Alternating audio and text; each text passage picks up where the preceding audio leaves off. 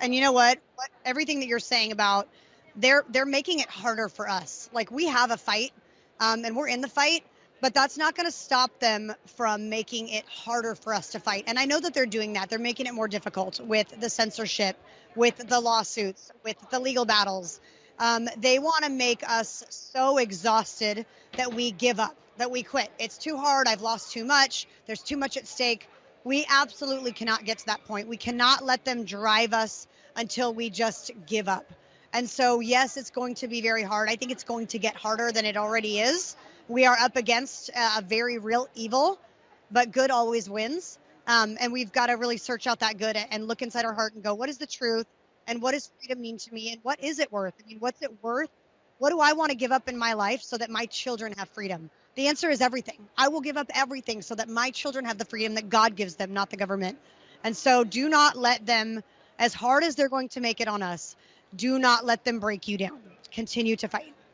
Thank you so much. You know, we are all believers. We believe that we're standing on the right side of the history, and we believe that God help those who help themselves. And we are fighting. And I believe God will help us remember the story. So I don't think it will get harder as long as keep fighting. We keep fighting until we eliminate the Chinese Communist Party completely from the face of the earth.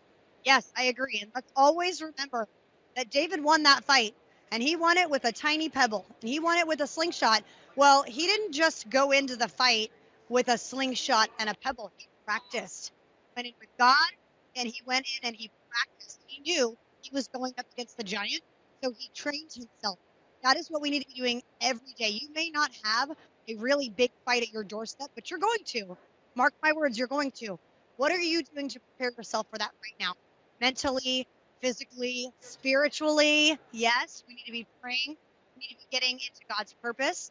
We need to be testing ourselves. What are you willing to give up? What are you willing to endure?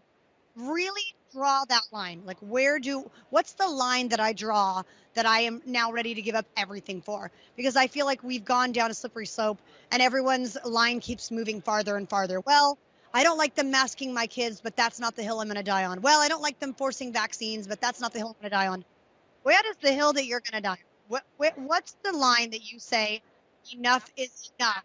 And to me, that line was 2 years ago when I couldn't open my business. I mean, my line was very small. It took very little for me to say, these are my rights, these are my freedoms. I will not give them up.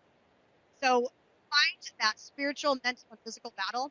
Start training yourself because the giant is here. And it'd be so great if we could just defeat him with a little pebble. How beautiful it is that.